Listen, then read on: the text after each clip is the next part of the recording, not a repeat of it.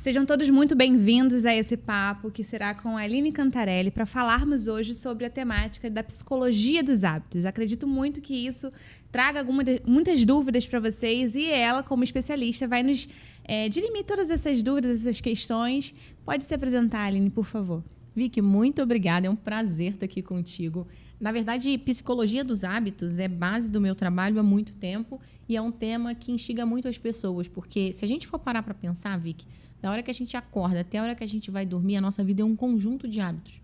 Então, muitas vezes a gente reclama da nossa rotina e a gente não entende que, na verdade, a nossa rotina é espelho de quem somos. Então, esse é um carro-chefe, né? um abre-alas sobre uma reflexão muito importante que a gente precisa ter sobre como é que a gente tem levado as nossas vidas. Muitas vezes a gente não para pensar que cada decisão, cada minuto vivido, ele está respondendo, ele está espelhando uma escolha da tua vida, uma escolha sua.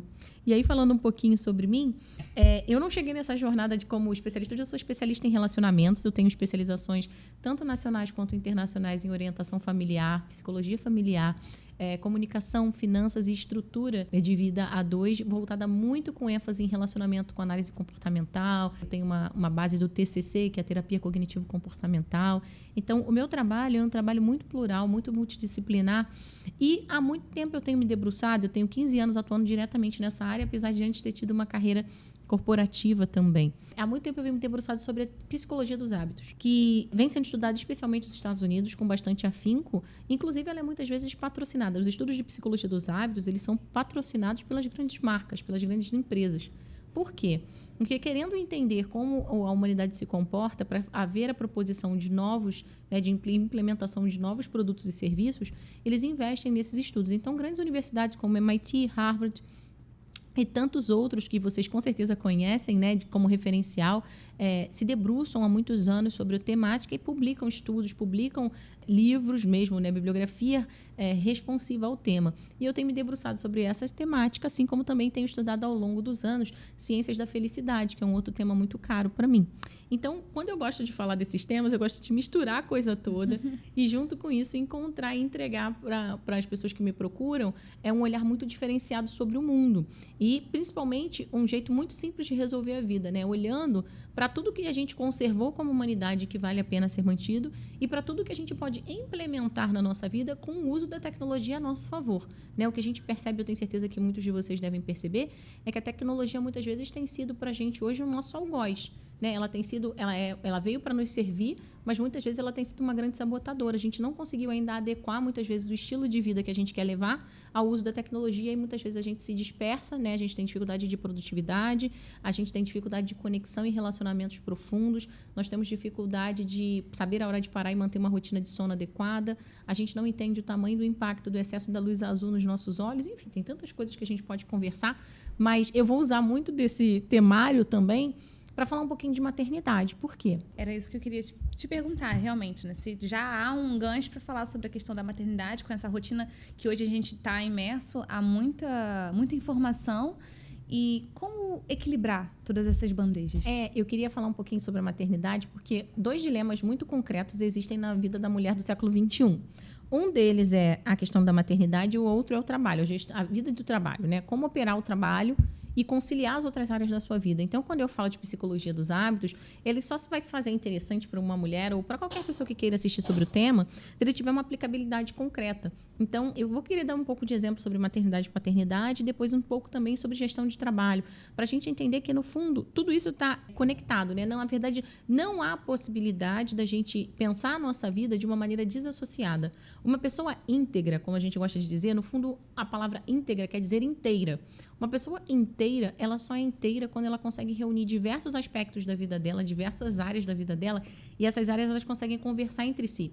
Então, aquela ideia que ficou muito difundida de você fecha, desliga uma casinha aqui, desliga outra casinha ali, isso não funciona, a gente não funciona dessa maneira.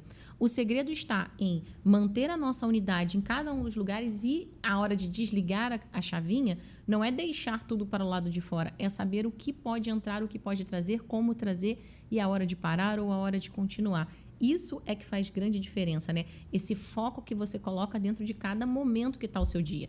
Não é difícil a gente achar pessoas que olham para a sua rotina e estão assim, estão com os filhos, estão pensando no trabalho, estão no trabalho, estão pensando nos filhos. Tá com o marido, está pensando no jantar. Tá no jantar, está pensando no marido.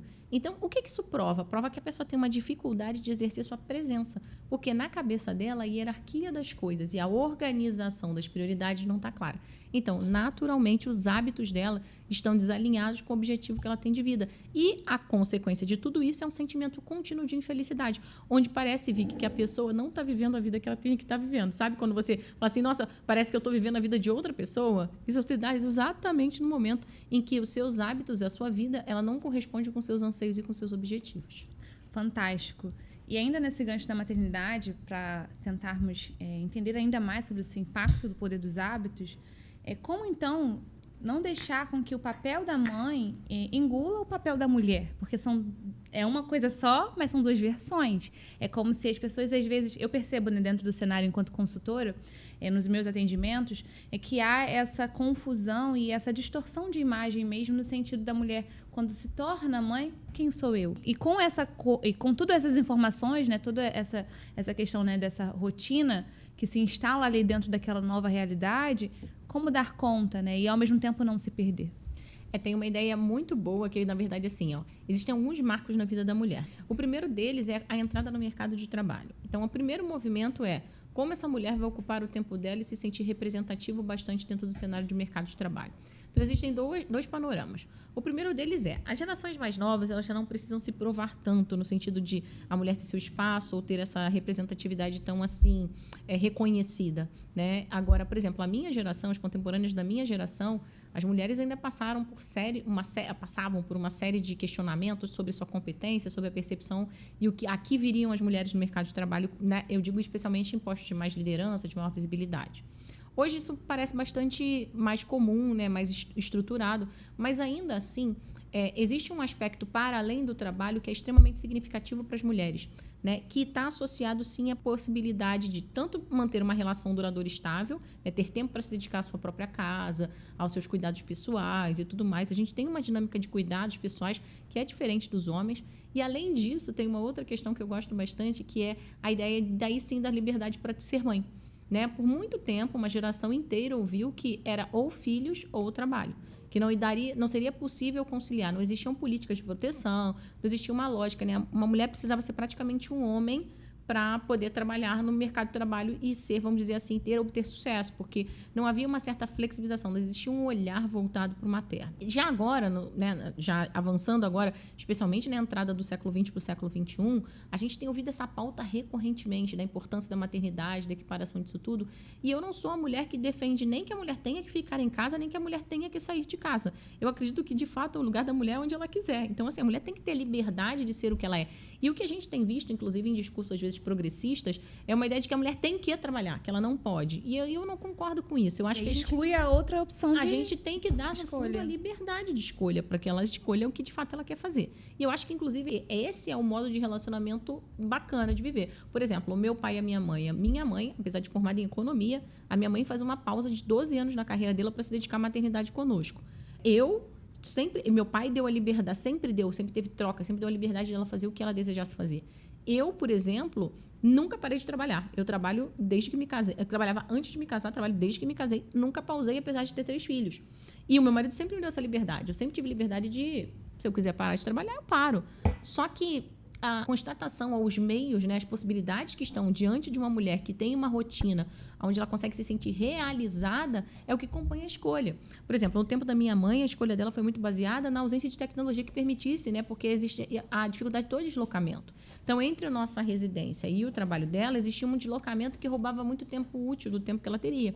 Eu hoje, com a facilidade tecnológica, já não tenho mais esses entraves. Então, diante disso, eu consegui manter a minha carreira de uma maneira que eu consigo delimitá-la.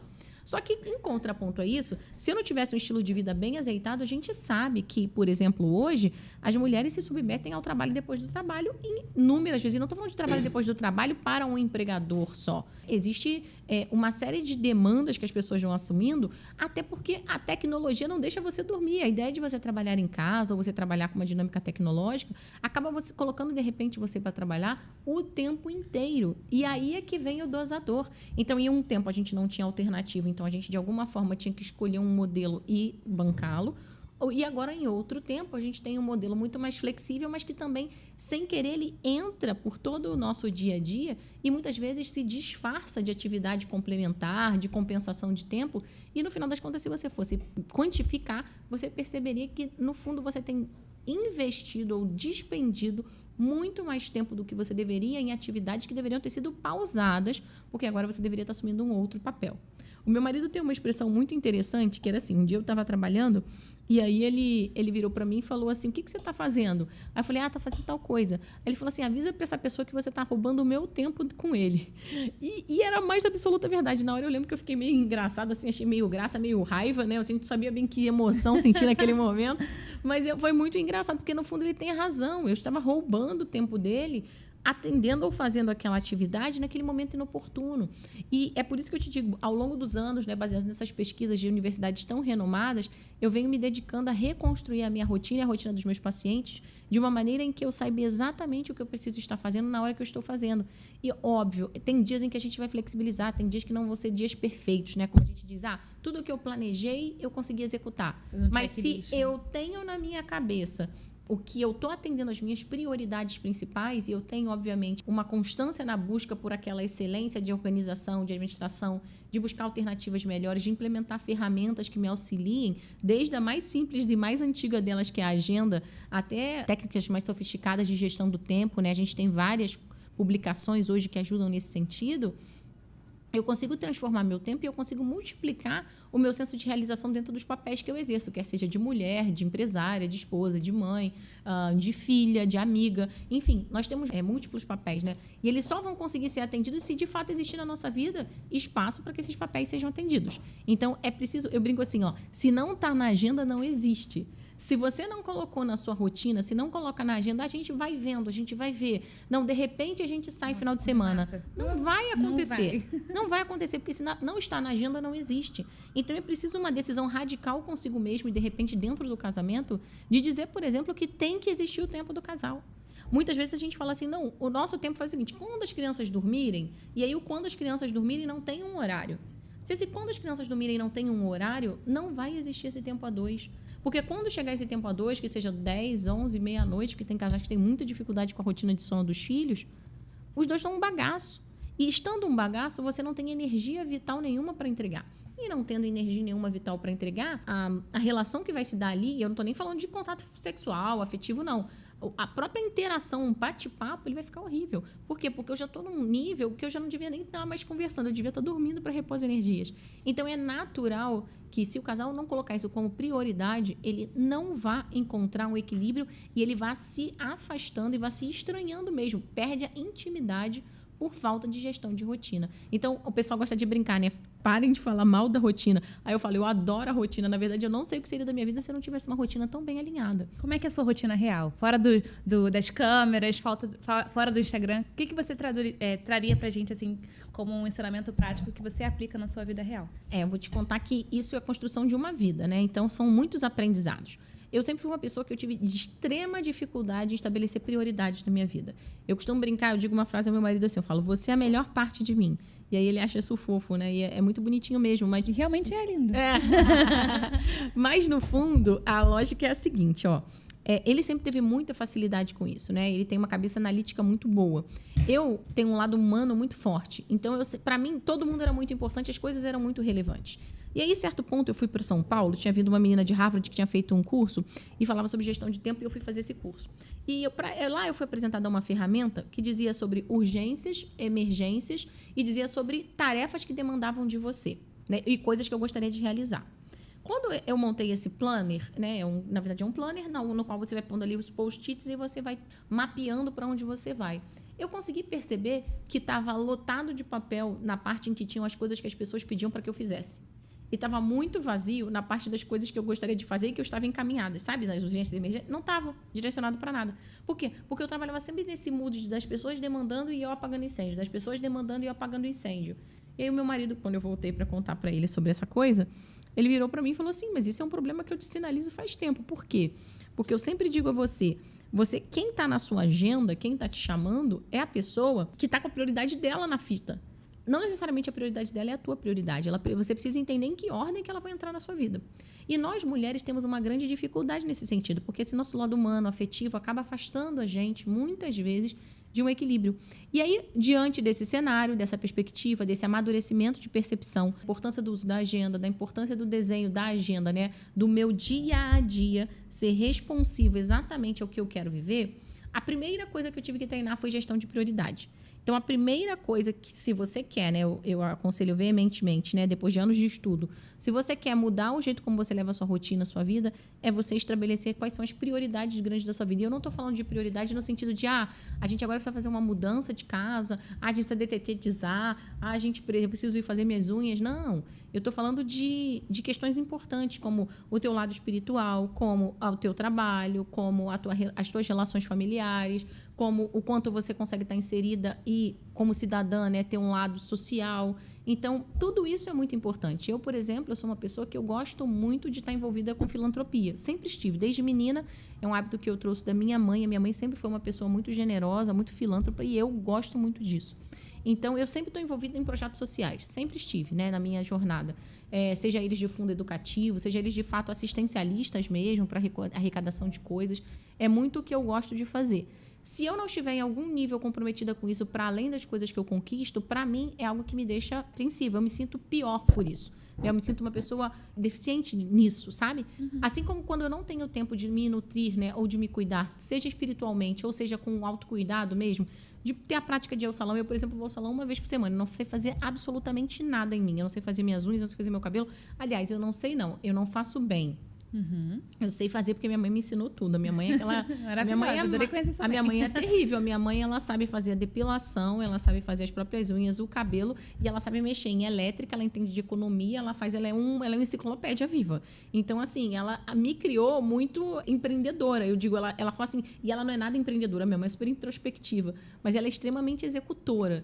E isso me ajudou demais ao longo da minha vida, porque eu tinha uma caixa de ferramentas gigante. Só que eu, logo que comecei a ganhar meu dinheiro, comecei a trabalhar bem cedo, eu falei assim, olha, o dia que eu tiver alguém que saiba fazer bem as unhas, eu falei, essa pessoa vai ser a pessoa, e eu nunca mais faço isso, porque eu faço isso muito mal. Então, assim, eu sempre tive claro, eu tinha isso muito claro, não, eu acho maravilhoso quem sabe fazer muito bem, mas talvez não seja um talento. Então, assim, eu olhava, falava, tinha uma pessoa que tinha um dinheiro, que eu pagando um dinheiro a ela faria muito mais rápido e melhor do que eu ia trocar minha força de trabalho e eu ia ser boa no que eu tenho talento. Então, isso também são escolhas importantes que a gente tem que fazer, sabe? Na vida, né? Você fala isso, parece que é uma coisa simples e óbvia, mas não é óbvia.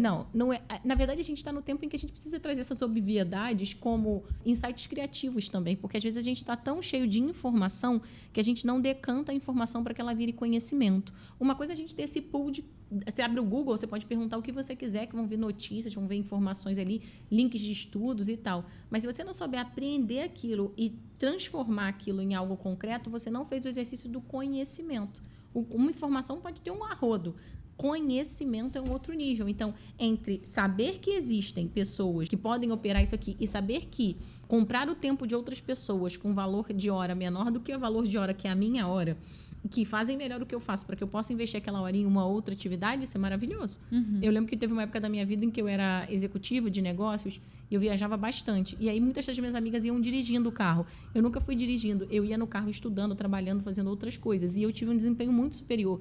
E elas ficavam perguntando por quê? Porque eu sempre tive uma cabeça de produtividade, uma produtividade bacana. Então eu levava o laptop, eu levava livros, eu levava um monte de coisa. Às vezes a viagem ia, tipo, 1 hora e pouca de carro. Às vezes eu ia no voo, ia fazendo... E eu trocava isso. E elas estranhavam que eu fizesse isso. Eu falava, primeiro que é mais seguro. Que eu falava, uma mulher na estrada tem muito mais riscos do que, né? Corta, porque não vai... Por favor. Mulher no trânsito...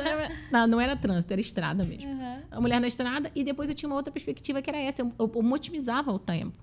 Então, eu fiz uma pós-graduação inteira estudando no carro, viajando. Eu lia livros o tempo inteiro. Eu viajava, sempre fui uma leitora muito ávida. Então, eu leio muito rápido. Aí eu botava metade num tiro, metade no outro tiro. O tempo que eu tinha no aeroporto aqui, quando eu acabava vários livros. Então, às vezes, as pessoas conversam comigo, eu estou citando, nossa, como você tem tempo? Eu fico brincando. Quem lê está sempre com os livros. E é isso, né? Então, eu li muito durante muito tempo e eu estimulo as pessoas. Eu falo assim, as mulheres dizem, nossa, mas aí que eu fiquei desinteressante, eu não tenho mais assunto e tal. A primeira coisa que eu começo no meu processo, eu falo, você topa um e-book, que é uma coisa mais prática, tá ali no celular. E dali, óbvio, você tem gente que vai continuar no processo digital, porque vai ser mais prático. E tem gente que vai no processo do livro físico. Mas o que eu consigo fazer é rapidamente cativar a pessoa ou estimular a pessoa que ela volte a ter o hábito da leitura. Por quê? A gente não consegue entender, tem uma dinâmica que, essa ideia é a ideia do Joel J. Eu gosto muito dele. E aí o Joel fala uma coisa que é fantástica. Ele fala assim, a lógica de você de ter um livro é o seguinte, você tem um sujeito que às vezes conta, né, toda uma trajetória, uma metodologia, uma experiência de uma vida inteira, de, sei lá, 10, 20, 30, 40, 50 anos, em um livro. Suprimida. E isso tudo por 40 pílulas. Ele fala, cara, é um ótimo negócio. Eu concordo plenamente, é um ótimo negócio. E a gente fica desinteressante quando a gente não lê.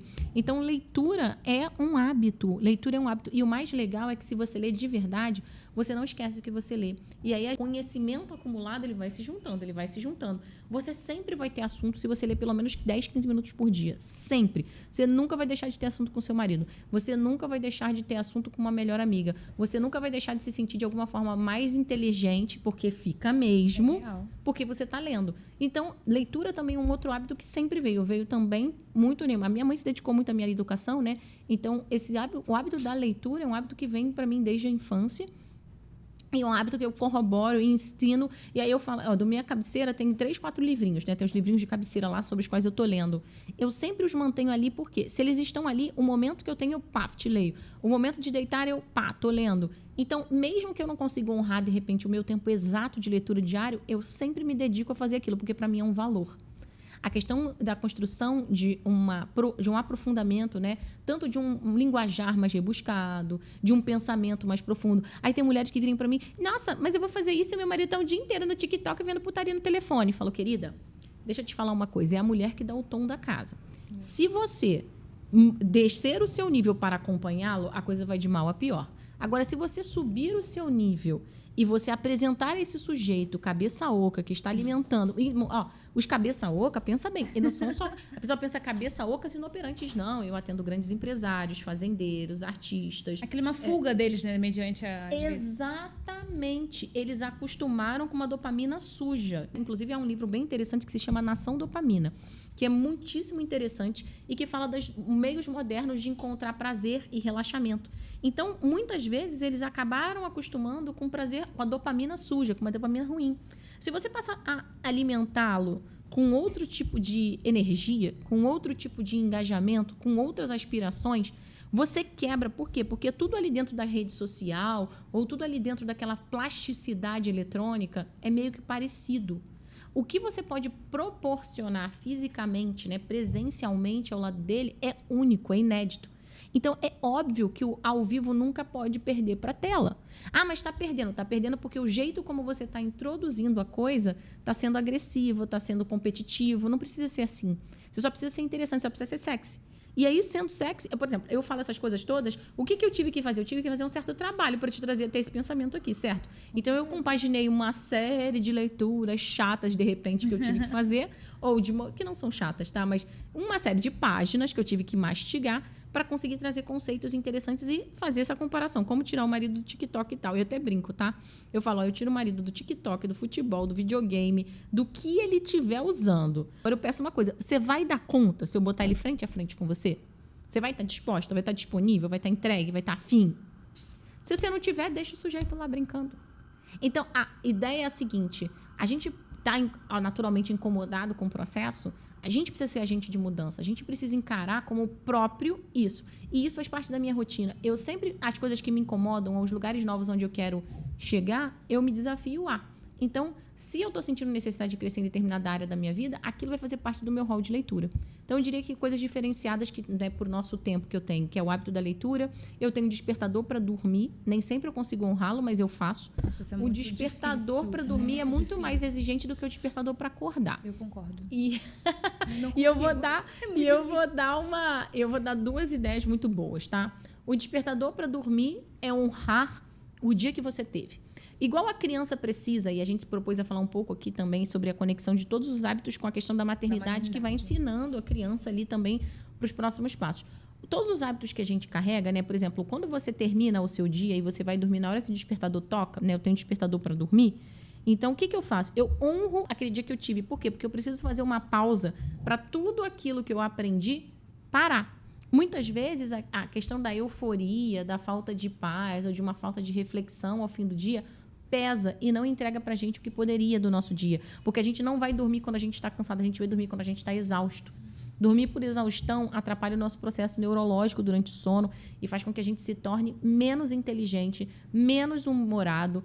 A mulher, então, ela tem uma alteração significativa, tanto hormonal quanto psicológica, quando ela não tem as horas de sono adequadas. Então, muitas vezes as mães ou as mulheres reclamam, mulheres de maneira geral com excesso de trabalho ou com a maternidade reclamam de não ter conseguido dormir bem, etc e tal. Mas elas também não zelam por isso, né? Muitas vezes elas se perdem nesse processo e naturalmente a conta chega cobrando alto. Eu, inclusive, digo que a nossa pele, ela reproduz muito do que a gente come e muito do que a gente dorme. Então, a gente é muito reflexo disso. Todas as vezes que a gente encontrar esse ponto de dissonância na nossa identidade, você pode ter certeza que tem a ver com sono, tem a ver com o nosso descanso, né? Com o horário de dormir, o horário de acordar, e tem a ver com a nossa questão dos hábitos alimentares, que trazem muito isso. E aí, naturalmente, isso vai abalando a nossa estrutura psicológica. Então, é um zelo que eu tenho dentro da minha rotina que é muito significativo. Então, para caber uma coisa dentro da minha rotina, tem que ter saído outra. Eu não coloco aquela ideia da sobrecarga de uma coisa sobre a outra. Ou zelo por tentar não colocar. Por quê? Ficou na moda também a gente falar da mulher polvo, da mulher... o homem é uma monotarefa, a mulher é multifacetada, ela é um polvo, ela sabe fazer tudo. E eu costumo brincar que a mulher polvo, ela fica horrorosa, de fato, igual um polvo. Muitas coisas. Por quê? Porque ela se sobrecarrega num nível que ela burnouta. O burnout ficou tão conhecido, né? Ela esgota. A gente não foi feito para múltiplas tarefas. A gente foi feito para fazer uma tarefa de cada vez, processando com presença o que a gente está vivendo. E daí saem as pessoas mais interessantes. As pessoas mais interessantes que você gosta de ver, de ouvir, elas são aquelas pessoas que, quando elas chegam, a presença delas chega junto. A intenção delas, o interesse delas é total. E diante dessa presença, desse interesse, dessa conexão visceral, verdadeira, é que a gente consegue ter o impacto da personalidade no quem a gente tem, ao lado. Então, muitas vezes, quando a pessoa fala, nossa, fulano está desinteressante, ou nossa, minha mulher está diferente, nossa, parece outra pessoa, é porque já não existe mais uma presença, existe um convívio, coabitam o mesmo espaço, mas não dividem a vida, não tem uma presença, uma intencionalidade, um desdobrar-se. Então, você só consegue entregar isso se você não tiver multitarefada. E aí eu costumo brincar, eu falo, se é para deixar, deixa a louça na pia. Eu durmo com louça na pia, não tem problema nenhum. Sempre tem na internet, tem a galera que defende que não pode dormir com a pia com louça, e tem a galera que deixa...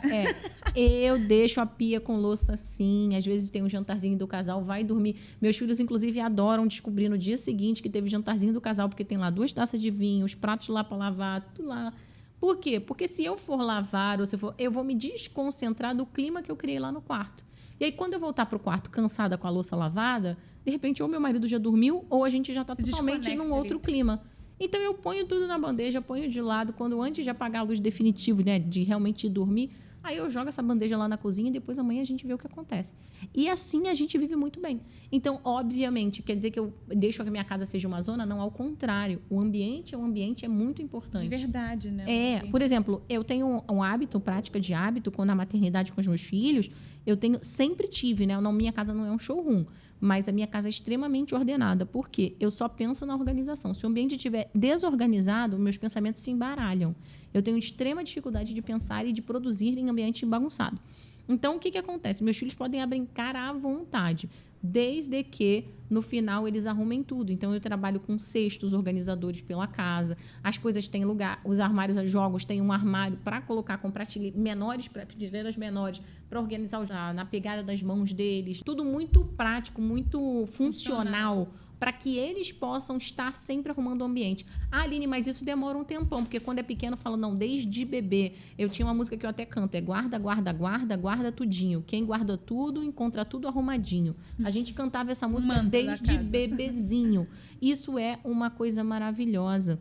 Na verdade, o meu pai sempre brincou comigo dizendo o seguinte, a pessoa que é ordenada, ela, na verdade, é a mais inteligente, ele brincava. Porque a pessoa que é bagunceira, quando ela precisa das coisas, ela vai ter um trabalho danado para encontrar. Então, na verdade, o mais inteligente, ele bagunça, mas ele arruma, porque quando ele voltar, ele vai encontrar aquele mesmo ambiente. Então, por exemplo, eu não saio da minha casa e deixo a minha casa ao Deus dará. Meus filhos, inclusive, sabem, assim, é inviável, impossível. Eu tenho 3 crianças, tá? Em idades diferentes, menino e meninas. E eu não deixo que a gente saia de casa, a gente não sai de casa sob hipótese nenhuma com a casa em desordem. Porque eu falo, que casa que nós queremos que nos receba quando nós voltarmos? Então, a gente vai sempre deixar o máximo organizado que a gente puder. Então, eles olham, e eu acostumo eles a olhar o ambiente quando a gente vai trancar as portas, que eles olhem o ambiente e eles vejam o ambiente final ordenado. Então, eu estou construindo para eles o que é uma referência de ambiente. E que para mim também. Então, não existe não fazer a cama ao acordar.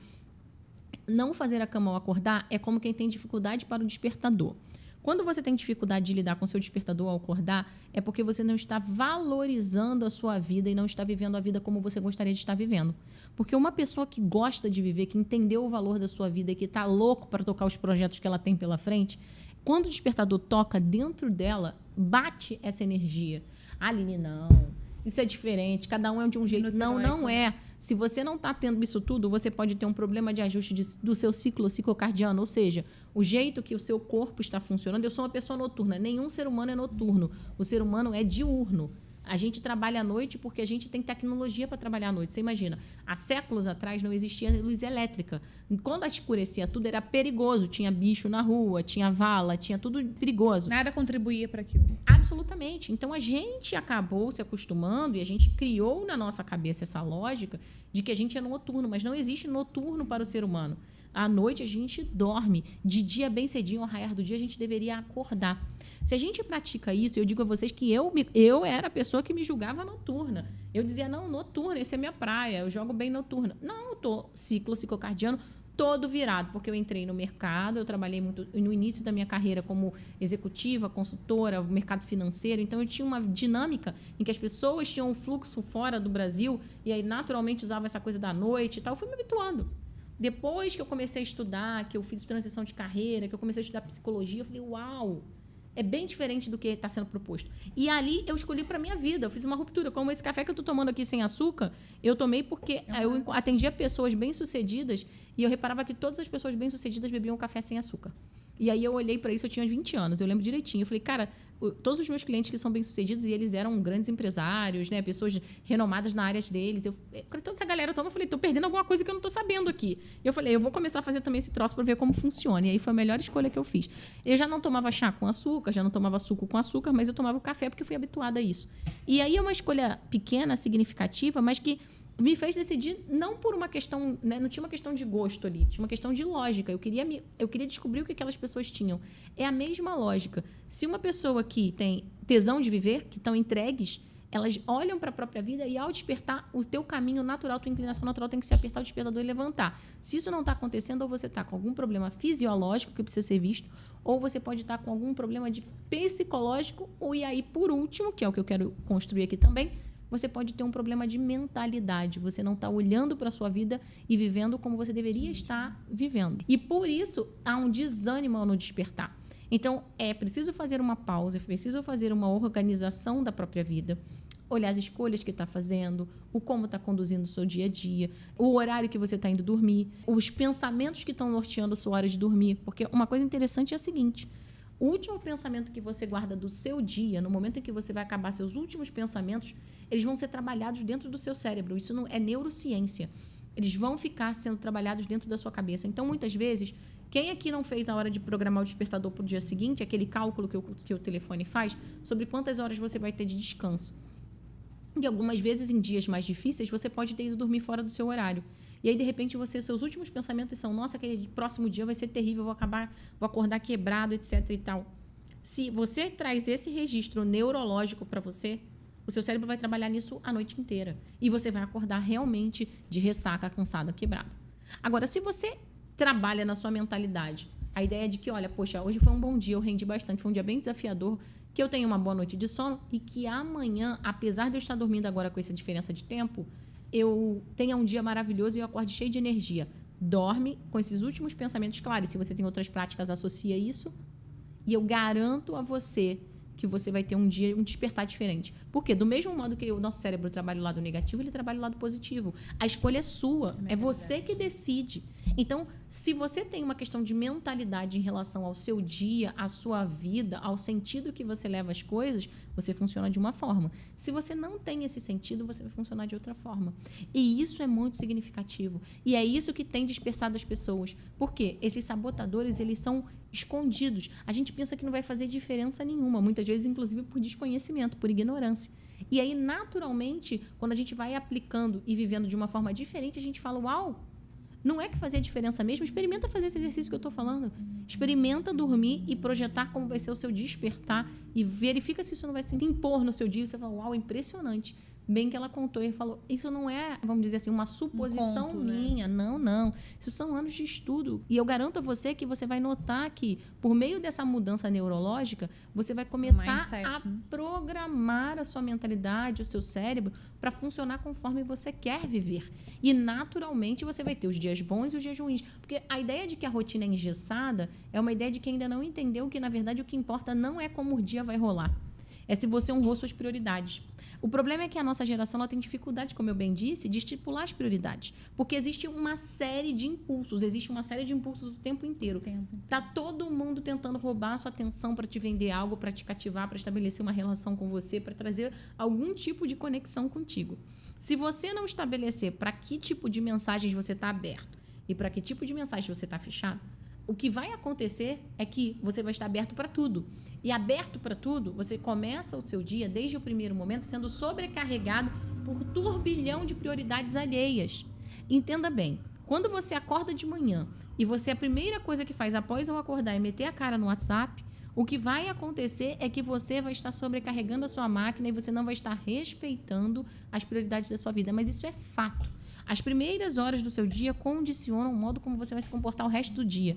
A primeira hora da manhã é um exemplo, um microexemplo, um nanoexemplo de todas as outras horas do seu dia. Então, se você acerta de primeira, se você começa priorizando o que tem que ser priorizado, você desenvolve o resto do dia provavelmente na mesma frequência. Se você inicia o seu dia com uma frequência errada, o seu dia provavelmente vai ser um dia pior. Eu tenho certeza que talvez só de ouvir eu contando, você vai dizer assim, é verdade. Por isso que às vezes as pessoas tropeçam no dia e falam, mas hoje está sendo um dia horrível. E eu falo, está na hora, e agora está na hora, exatamente agora, de você mudar esse pensamento. Se você escolher a partir de agora que você vai estruturar a sua forma de pensar diferente, você vai entender que você é capaz de mudar. E aí, o que vale a pena, né? De mudar a frequência daquele dia? O que vale a pena? De repente, vale dar uma pausa. Num dia difícil, vale uma pausa. No dia difícil, vale um café. Eu, várias vezes, em dias mais difíceis, ou de atendimento, ou de trabalho, eu saio para tomar café comigo mesma. Eu vou escolher um lugar, uma cafeteria que eu goste, num clima legal, eu sento e eu fico lá por 15 minutos. Meia hora, dependendo do que for. Se eu quiser, eu levo um livro. Se eu não quiser, eu não levo livro. Se eu quiser, eu converso com a garçonete, sem compromisso de nada. Eu me dou autorização para esse tempo. Por quê? Nesse tempo, eu troco a minha frequência. E trocando a minha frequência, eu consigo voltar a ser quem eu sou.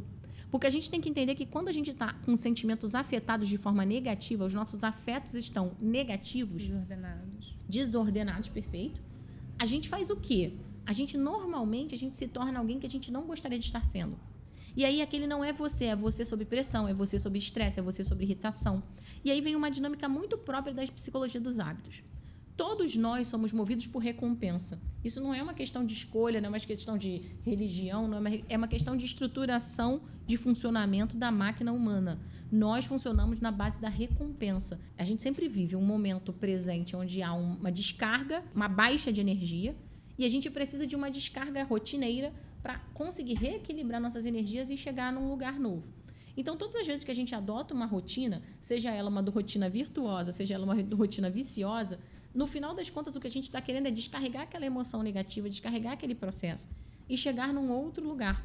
Então, muitas vezes, quando a gente tem uma reunião difícil e saem as pessoas para fumar depois daquela reunião, o cigarro não é um cigarro. Não é porque a pessoa só tem a questão da nicotina associada.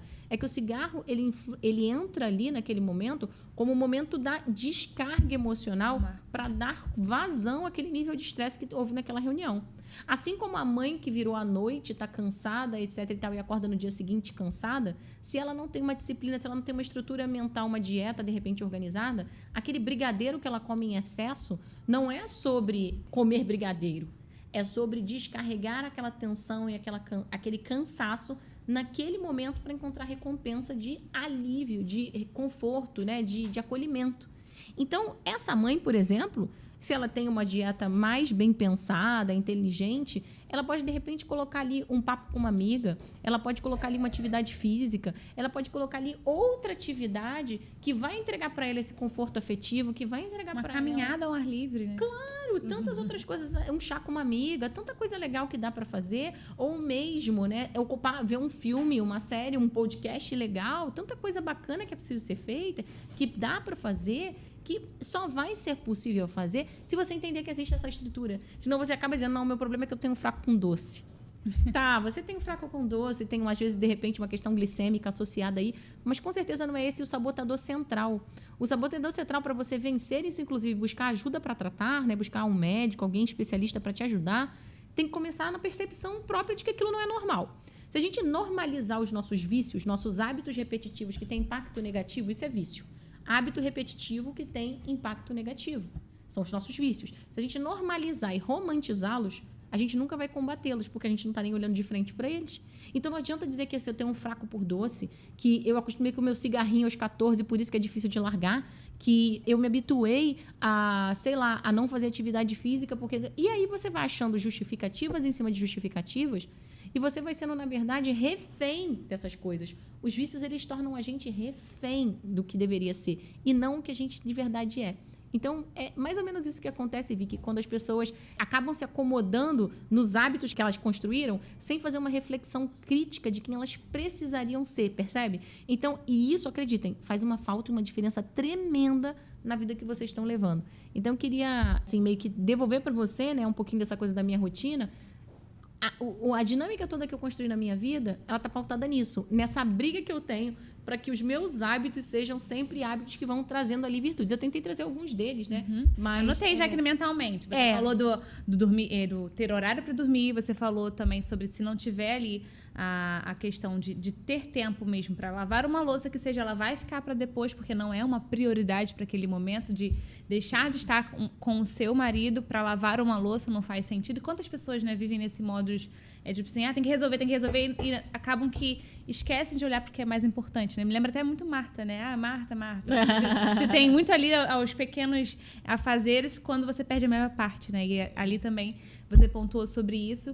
E você trouxe também sobre a importância dos microhábitos, né? Que às vezes é mesmo fazer algo para você se reconectar com você mesma e depois ali... Quebrar padrões, né? Percebi que eu tô num padrão negativo. Eu vou me permitir ficar um dia inteiro... É igual a galera que fura vibrando, dieta, né? Aquela coisa. Né? Tipo, furei a dieta na segunda, só vou voltar pra dieta na próxima segunda? Não, você pode voltar na hora do almoço, cara. Furou de manhã, volta no almoço. Furou, sei lá, não resisti, furei almoço desculpa, café da manhã e almoço, eu vou manter no jantar. Entende? Esse ciclo, ele é muito importante. E tem uma outra história que aí tem a ver com casamento direto e tem a ver com maternidade também, que é, por exemplo, o sexo, né? Sexo é hábito. E é um hábito que muitos casais perdem, não porque às vezes não tem vontade, não tem desejo um pelo outro. Isso não é falado. Não fala, ninguém pensa. Primeiro, todo dia eu fui falar disso e foi muito interessante que uma mulher questionou nos comentários assim, quais são as bases científicas para isso? Eu adoraria sentar na mesa com ela para conversar sobre as bases científicas de porque sexo é hábito. Sexo é tão hábito quanto comer, dormir, escovar os dentes ou qualquer outra coisa. Só que é um hábito maravilhoso. Na verdade, é um hábito que nos assegura a cocriação da humanidade. Então, ele é diferente. Começa por aí, o fundamento já é esse. É diferenciado demais, é maravilhoso. Mas só que o que acontece? Se no meu tempo, né, na minha jornada, eu não construir, né, numa relação de longo prazo, uma estruturação na qual seja permitido a estruturação de diversas camadas para que eu chegue na continuidade, na liberdade sexual com meu marido, né, na entrega contínua, afetiva ali, eu não vou ter de fato desejo sexual. Claro que tem outros tantos fatores que influenciam a construção do hábito da sexualidade, mas a primeira delas é, quando essa relação existe, ela precisa ser bem vivida. Você só gosta de correr ou de fazer qualquer outra atividade quando você exerce certo domínio sobre ela. Até que você exerça domínio sobre uma atividade, ela se torna desgastante. E muitas vezes a gente acha que a questão da sexualidade ela tem que vir do nada, ela tem que fluir. Não existe uma intencionalidade por trás. Só que ninguém se torna um bom corredor ou esportista sem intencionalidade, sem se impor lá. A disciplina, como será a disciplina da coisa.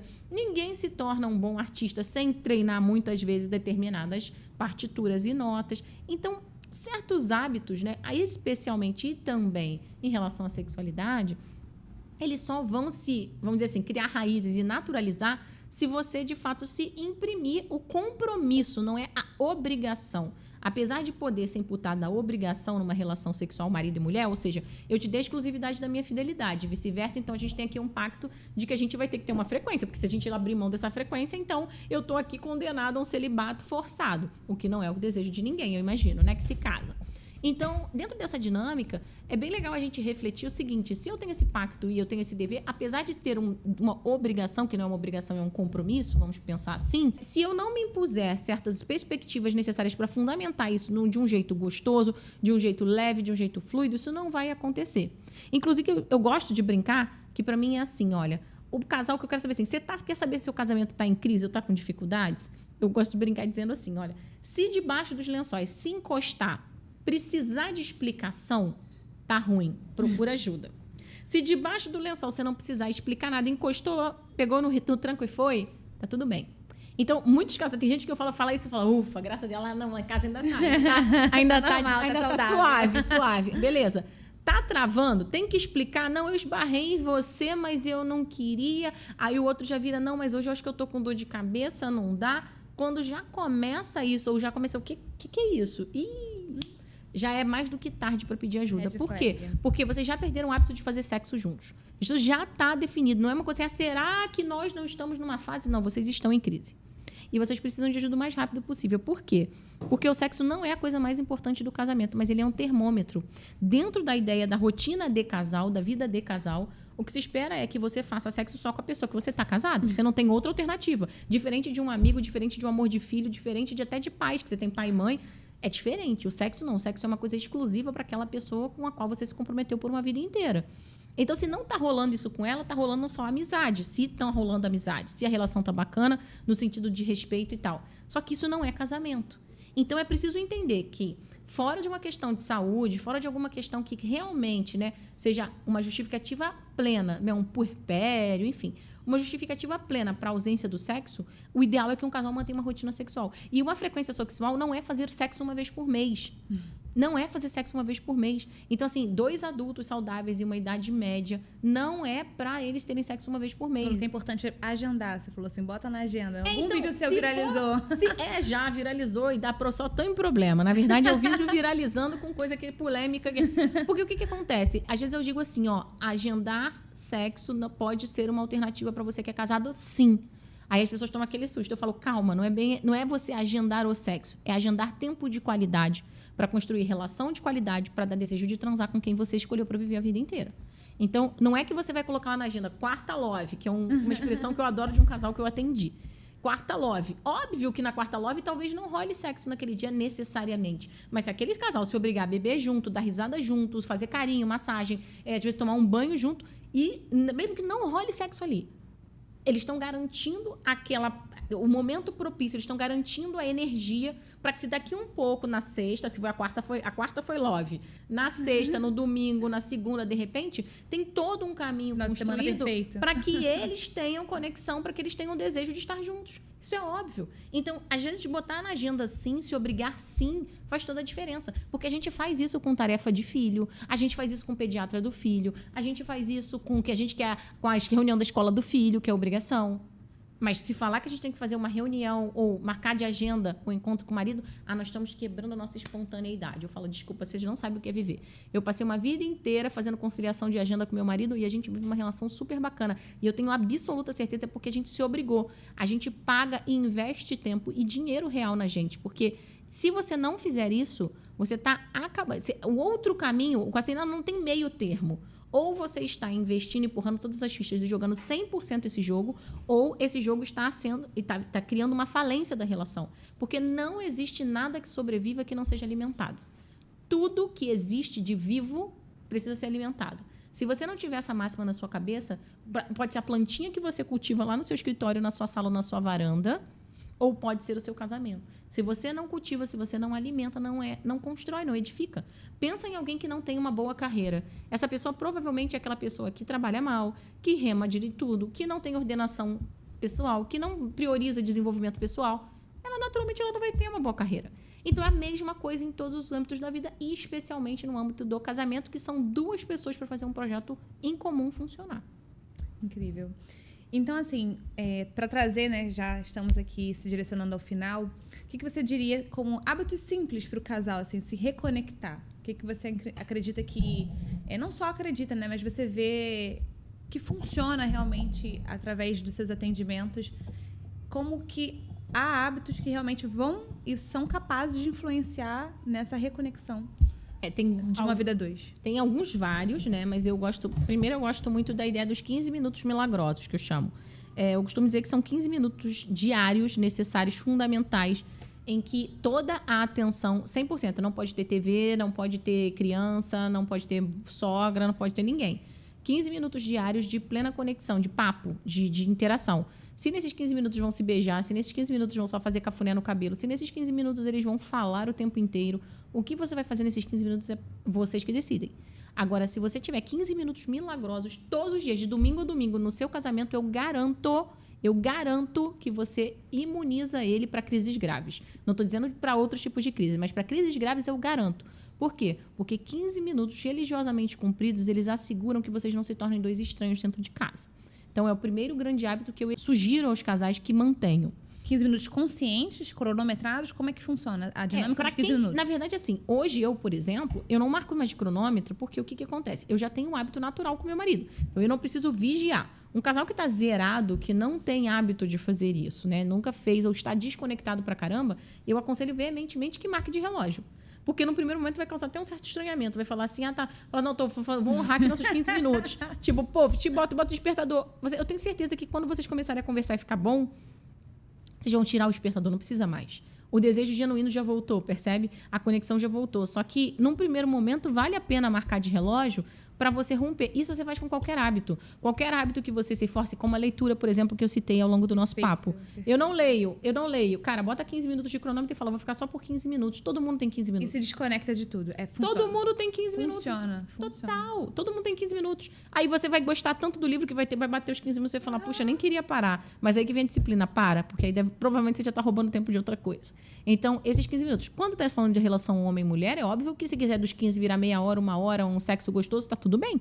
Mas naqueles 15 minutos ali, precisa ser honrado aquele tempo. Por quê? Porque uma vez que você honra o tempo com constância, você está mostrando que você respeita mais a sua relação do que qualquer outra coisa. Qualquer outra coisa. E é muito interessante das pessoas que eu atendo, elas muitas vezes falam para mim assim, né, às vezes ficam brincando. Eu tenho uma mulher que o sonho dela era ir para os Estados Unidos e ela teve um empenho enorme em conseguir os vistos e fazer tudo aquilo. E no meio disso, o casamento dela sofreu uma crise muito grave. Eles hoje estão morando em casas separadas, mas estão num processo de reconciliação que eu estou guiando. E é muito interessante que ela falou assim, nossa, eu tinha tanta projeção do meu filho crescendo fora, das oportunidades, de tudo. E agora, vendo isso, tudo isso muito pequeno, perto da harmonia e da paz que eu queria ter, do abraço que eu queria ter para dormir. E eu não tenho mais porque eu priorizei tanto a questão operacional da minha vida que eu esqueci de vivê-la.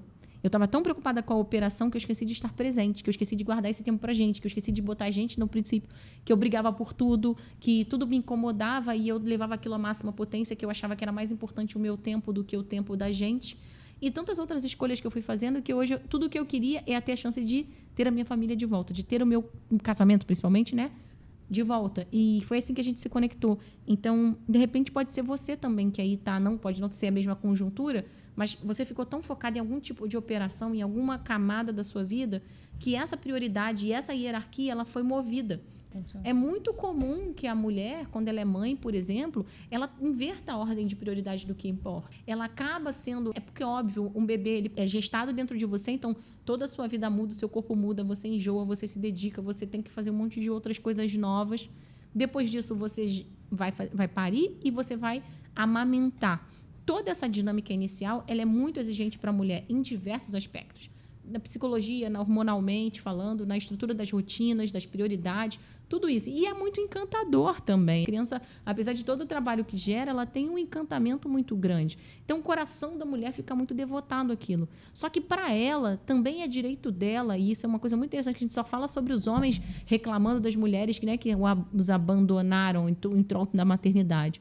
Mas, para a mulher também, Existe um abandono voluntário que ela faz do ser mulher dela que faz falta pra caramba. E que, inclusive, deveria compor de uma maneira diferente o quem ela tem que ser. E aí é muito legal quando eu consigo fazer com que a mulher perceba isso e que ela tenha o desejo de retomar esse lugar, não porque o marido está reclamando ou dando problema, e sim porque ela entendeu que o mais importante a ser vivenciado, a ser vivido ali, é esse aspecto uno da vida dela. E que sem ser uma mulher bem cuidada, que sem ser uma mulher bem amada pelo seu marido, que tem troca, que tem outras coisas que compõem a sua personalidade, ela não vai conseguir ser boa mãe. Eu sempre digo, sem ser uma boa esposa, dificilmente você conseguirá ser uma boa mãe. Por quê? Porque vão ficar partes faltando. A gente encontra muitas mães guerreiras que passaram por situações adversas e que tiveram que vivenciar isso. Mas eu tenho certeza que se elas forem honestas, elas diriam, me fez uma grande falta. E os filhos provavelmente também percebem e notam, nossa, existiu, né? Eu sei que minha mãe deu o melhor que ela pôde, mas eu adoraria que fosse de uma outra forma. Então, se a gente tem consciência disso, por que a gente não luta para esse outro lugar? Por que a gente não briga para tirar, por exemplo, questões como a cama compartilhada do nosso rol de possibilidades? Cama compartilhada, gente, cama compartilhada Não, ela é um pivô de divórcios. Cama compartilhada é pivô de divórcio. Por quê? No momento em que você coloca a criança no meio da cama do casal, você quebra o espaço de intimidade que o casal tem. Você quebra as possibilidades de um diálogo, de conversas mais profundas, conversas de adulto, de uma risada, de andar um pouco mais despido, porque existe um menor ali presenciando ou, de alguma maneira, ali visualizando aquilo. E, principalmente, você rompe o espaço da intimidade. Aline, mas a gente quem quer faz em qualquer lugar. Tá bom, mas todo mundo aqui é adulto, que tem filho, sabe que com o passar do tempo a gente passa a não explorar a casa inteira. Nosso espaço, né, de intimidade quando a gente tem crianças em casa costuma ser o quarto. É muito difícil que o casal vai se deslocar ali para um outro lugar, né, que vai fazer alguma outra coisa. Então é muito importante a gente entender que a cama ela é o espaço que precisa ser delimitado. Eventualmente doente um dia, você nunca botou seu filho na cama? Já botei. Mas para mim, Aline, é raríssimo. Eu não adotei e não adoto. Eu tenho 3 filhos que tiveram demandas completamente diferentes. Inclusive, na minha última filha, eu estive na UTI. Eu tive um filho que ele esteve na UTI. Então, assim, eu não sou uma pessoa que estou falando isso e tive gestações plásticas e tudo perfeito e nunca tive problemas. Não. Mas, para mim, sempre foi um valor preservar aquele ambiente. Então, a cama compartilhada, ela precisa ser olhada como um hábito ruim, como um hábito danoso. Por quê? Não, a criança também, a meu ver, tá? Mas eu não estou nem defendendo no campo da criança, eu não estou nem olhando para a questão da criança. Eu estou olhando para essa questão da família, do casal, como unidade, vocês tendo ali uma ruptura. Claro que a criança tem que ter a atenção dela, claro que a mãe tem que ter o suporte que ela precisar, claro que o pai tem que tentar se desdobrar para dar aquele suporte, mas a cama compartilhada, ela não é uma opção saudável para o casal. Ela não vai ser uma opção pessoal. Aline, mas tem gente que gosta, que diz... Essas pessoas... Verifica como está o casamento delas. Não é uma prioridade. Não é uma prioridade, com toda certeza. Essa questão de elencar, né, os amores, né, ordená-los, nesse sentido que eu ainda não sou casada, mas eu pude ter esse contato com essa informação de que a prioridade tem que ser o casal para depois os filhos. E comumente não se ouve isso, né? Não é uma coisa que é explicado, que parece que quando chegam os filhos, parece que tudo tem que girar em torno dos filhos.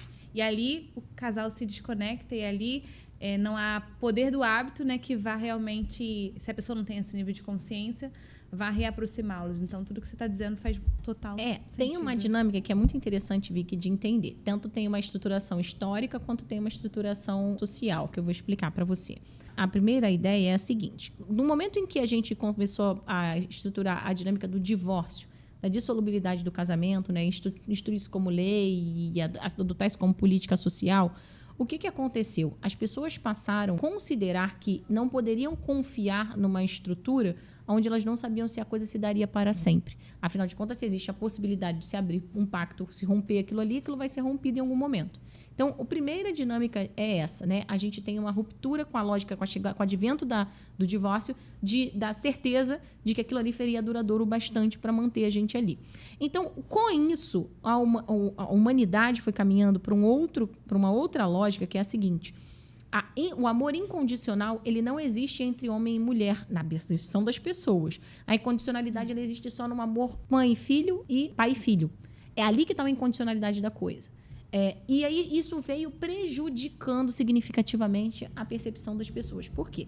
Acompanha comigo. Se historicamente a gente aceita o divórcio passa a ser instituído como uma opção judicial e a gente pode romper com isso, a gente não tem a garantia da continuidade. Isso naturalmente vai fazer com que a gente pense que no futuro eu não tenho garantia de que aquela pessoa vai estar comigo porque ela tem a opção do divórcio. Então, por mais que ela jure ali, prometa, ela vai lá e vai romper o contrato. Então, eu tiro a incondicionalidade do amor do casamento, que deveria continuar a existir, né, que é o que eu acredito, mas a gente tira isso como sociedade e coloca amor incondicional só entre pais e filhos. Quando isso se dá, a gente passa, então, a ter, obviamente, um investimento desproporcional na relação pais e filhos, porque, afinal de contas, se só ali eu posso confiar, só nessa consanguinidade que eu posso confiar, porque o outro não é parte de mim, isso rompe, então, com a percepção de que homem e mulher podem se entregar incondicionalmente, podem fazer a coisa de uma maneira muito mais entregue. E, diante disso, naturalmente, a gente começa a ter uma dificuldade nesse entendimento dessa responsabilidade de permanência, de transformação. E aí, naturalmente, o divórcio ele vem sendo visto com as pessoas como uma grande ameaça. E, diante dessa grande ameaça, o filho ali, o filho, eu fico brincando, é muito mais fácil você se relacionar como mãe, é muito mais fácil que você se relacionar como esposa. É muito mais fácil você ser uma boa mãe do que uma boa esposa. Porque para um filho, você sendo uma mãe que sabe exercer autoridade, você diz não quero, vai fazer do meu jeito, e isso vai acontecer do seu jeito. Agora, quando você está falando com um marido, com um adulto, você precisa entrar numa negociação. E numa negociação fundamentada em argumentos, no entendimento das diferenças, das personalidades. Você precisa conjecturar e compaginar diferentes aspectos comportamentais. É totalmente diferente de ser mãe. Ser mãe, para mim, é muito mais fácil que ser esposa. Por isso, eu, por exemplo, me dedico muito mais a estudar sobre casamentos, relacionamentos e afins do que a maternidade. Não que não seja um tema de meu interesse. Porque, no meu entendimento, é do casal maduro, do casal equilibrado, que eu tiro toda a energia, toda a força e todo o exemplo que eu quero dar aos meus filhos para estruturar isso. E, naturalmente, quando eu estou cansada, o meu marido, que é meu parceiro, que é meu amigo, que está entendendo, que está jogando junto comigo, que conversa comigo todas as noites, que me ama, que me beija, ele rapidamente pega uma dor minha para carregar nos ombros dele. Agora, quando ele se sente rejeitado e fora do jogo, quando ele sente que não tem nenhuma garantia de que ele vai ser amado na página 3, ele também se fecha. Do mesmo modo que eu digo, o homem que ele não entende que esse momento existe na mulher, ele não é forte o bastante para pôr a personalidade dele ali, para somar no time, né? Ele se vê como um coadjuvante do todo, porque a mãe, olha, francamente, falta muita responsabilidade. Por quê? Porque esse papel todo do amparo, de carregar uma bolsa, de pensar na estrutura de uma agenda, de facilitar a vida dela, de trazer uma comida, de repente dizer, olha, não precisa cozinhar hoje. Isso tudo pode ser feito. Quem ama e põe o coração naquilo, pode fazer. Meu marido é executivo de uma grande empresa e ele nunca me deixou, nunca, desamparada. Eu nunca precisei assim, não, peraí, hoje eu tô num péssimo dia, eu não tenho nem com quem contar. Por quê? Porque eu tenho um homem do meu lado que vai exercer. Agora, em contrapartida, no nosso acordo, por exemplo, dentro de casa, o meu marido nunca acordou uma noite para trocar a fralda de ninguém. Ele nunca despertou à noite. Um combinado não sai caro. É um combinado de rotinas. Eu sei como é que é o processo de sono dele, sei como eu sou, sei como eu sei resolver certas questões e ele sabe outras. Isso é uma coisa... Nunca me acompanhou... Aliás, para não dizer que meu marido nunca me acompanhou em uma consulta, uma ultrassonografia, ele foi numa única consulta na qual descobrimos o sexo da minha primogênita, Clara. Ele nunca me acompanhou. Mas ele sempre foi o melhor parceiro do mundo, sempre me carregou no colo, sempre me surpreendeu com coisas interessantes. Sempre, quando eu estava cansada, eu contratava gente para cuidar de mim, contratava babá, não, falava, não, você está precisando dormir, eu vou contratar fulana, já mandei uma mensagem para... É um outro nível de parceria, você entende? E a gente tinha uma máxima lá em casa que é o seguinte, a mamãe cuida das crianças e o papai cuida da mamãe. Às vezes eu conto isso para a paciente, ela, se eu falar isso pro meu marido, aí que ele vai montar. Porque aí ele vai dizer, não, já te dei carinho, já te dei beijo, já não sei o quê, agora eu vou ficar aqui no sofá. Eu falei, ora, bolas, aí ele é um moleque, ele não é um homem, né? Óbvio, qual que é essa dinâmica? A gente está hierarquizando. Então, eu vou pensar e eu vou conversar com você sobre coisas que você possa melhorar ou eu vou te dar o suporte, ao passo que você que tem mais habilidade ou, de repente, estudou mais ou sabe mais determinados aspectos sobre os meninos, olha para eles. Eu não estou dizendo que isso precisa ser a regra de todos, mas isso é uma regra que funcionou muito bem na minha casa. Por quê? Porque eu me sentia cuidada, respeitada, valorizada, querida, ao passo que eu sabia lidar com certas demandas e as crianças pediam por mim. Eu que amamentava, eu que entendia melhor se tinha assadura, se não tinha que pomada, era melhor, o que acontecia. E era diferente. Então, esse combinado nunca saiu caro. E a gente entendia isso. Do mesmo ponto que quando eu quis falar assim, eu vou fazer uma redução de jornada de trabalho para fazer determinada coisa, ele me apoiou. Quando eu quis puxar muita coisa, ele falou, acho que isso não é bom para você, você não precisa disso, a gente não precisa disso, você não vai fazer. Hoje, por exemplo, eu travo a minha agenda, eu fecho a minha agenda assim após a saída dos meus filhos da escola. E eu, para negociar essa agenda, tem que ser muito atípico. Por quê? Porque, para mim, é o tempo de qualidade que a gente investe juntos naquilo. E ele fala, olha, isso é um privilégio meu que eu cedo para você. Eu faço hora extra para você poder estar em casa. Então, essa dinâmica de troca, essa dinâmica de ajuste de rotinas, prioridades e intencionalidade faz com que a gente tenha uma boa convivência e faz com que a gente tenha uma verdadeira parceria. Então, não é sobre domínio e subjugar e sobre disputa de lugar. Ao contrário, é sobre pensar na complementaridade de habilidades, de interesses e, a partir daí, a gente definir o que funciona melhor para a nossa família. Eu não sou a pessoa que quer plantar, né, fórmulas mágicas, que quer determinar padrões de comportamento. Agora, existem melhores práticas que são feitas ao longo da história da humanidade. Por que eu vou fechar os olhos para isso? Por que eu vou renegar o que é de antropologia, de filosofia, de psicologia humana e vou tentar criar do zero o meu projeto? Isso vai me exaurir. Tem tanta gente mais inteligente que já veio antes e que é contemporâneo meu, que já está aplicando e que já está sendo bom.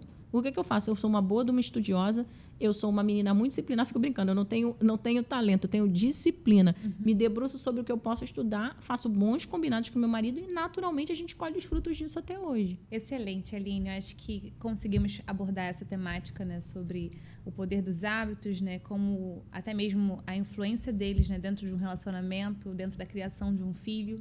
E se você pudesse deixar uma mensagem sobre esse tema, o que você falaria para quem está nos ouvindo? Eu acho que uma coisa bem legal é a seguinte, eu fui uma mulher que nunca quis abrir mão de nada. O meu problema é que eu queria tudo. E eu queria tudo em alta performance. E não ser uma mulher polvo. Não sendo uma mulher polvo. Não sendo uma mulher polvo, porque a mulher polvo ela não consegue ser realizada. Porque, no fundo, ela vai cansando, vai exaurindo as energias dela e uma hora ela arreia. Então, eu não queria ser uma... Eu fico brincando. Até hoje eu não burnoutei por causa do meu marido. Todo mundo riu. Falou, não, porque eu sou muito intensa. Então, quem me segura muitas vezes é o equilíbrio dele. Ele diz, olha, você está demais. Olha, você está pegando muito ou menos. Faça isso. Então, isso ajuda. Mas o que eu queria trazer aqui, de ponto de reflexão para todas que me ouvem, ou todos, né, que podem estar me ouvindo, é o seguinte. Eu nunca quis abrir mão das áreas mais importantes da minha vida. Então, eu queria ter equilíbrio e uma vida pessoal de verdade, onde eu não fosse coadjuvante. Eu queria ser a mãe que educou os meus filhos, então eu queria que os meus filhos lessem isso. E uma questão muito interessante para você que é mãe e me ouve, seria muito interessante você perguntar para o seu filho duas coisas. Primeiro, você pergunta assim, filho, você se sente amado? E aí, pergunta para ele se ele se sente amado. E depois você pergunta para o seu filho se ele se sente prioridade. Porque o que acontece? É muito provável que, se eu não fizesse essa pergunta com frequência, eu encontrasse sempre dos meus filhos a resposta de que sim, eles se sentem muito amados, mas que muitas vezes eles não se sentem prioridade. E é muito importante a gente elencar dentro da nossa maternidade os meios pelos quais cada um dos nossos filhos se sente prioridade para a gente. Sente que se eles tiverem que ser escolhidos entre o trabalho, entre um tempo de qualidade nossa, que aquele amor que nos une, ele é prioritário. E muitas vezes a criança tem dificuldade. E aí quando ela diz, não, mãe, acho que não, a prioridade é seu celular, a prioridade é seu trabalho, a prioridade é qualquer outra coisa. As nossas fichas caem. Então, aí você vai poder ou revisitar seus hábitos, o seu comportamento, ou trazer para eles as explicações pelas quais você tem feito certas escolhas. E aí isso vai dar uma profundidade de relação bem mais bacana entre vocês e seus filhos. Então, eu recomendo fortemente que vocês façam isso. Né? Obviamente que tem que ter uma certa idade ali. Se não dá para fazer diretamente perguntando à criança, você pode fazer análise, né, um exame de consciência legal. Fora isso, eu também estimulo, né, em relação ao casamento, que você faça a mesma regra. Que você pergunte ao seu marido, amor, senta aqui, o quê? Primeira coisa, você tem certeza do meu amor por você? Deixa ele responder. Depois, o quanto você acha que você é prioridade na minha vida? Ou, numa escala de prioridade na minha vida, de 1 a 5, quem está em que lugar? Pergunta isso para ele. Forte. Isso é muito forte. Você vai se impressionar com as respostas que virão. Se ele for sincero com você, claro. Mas é muito provável que ele seja. E que a gente, na verdade, é que esteja fugindo das respostas. Então, a gente fala, não, mas não é possível. Não, é possível sim. Pode ser uma questão de comunicação? Pode. Mas pode principalmente ser uma questão de comportamentos, hábitos, escolhas rotineiras que você tem feito e que você não tem conseguido transmitir para ele com a clareza que você deveria o que é mais importante para você. Então, pode ser que seja o caso de você mudar ou pode ser que você ajude-o, assim como a seus filhos, a ajustar o olhar de percepção dele.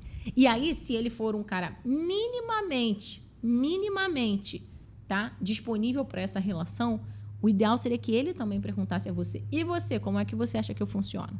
E se ele não for generoso ou não for corajoso bastante para fazer a mesma pergunta, faz você. Quer que eu te diga o que eu acho que você tem de prioridades e o quanto que eu acho que você me ama? E aí você responde. Por quê?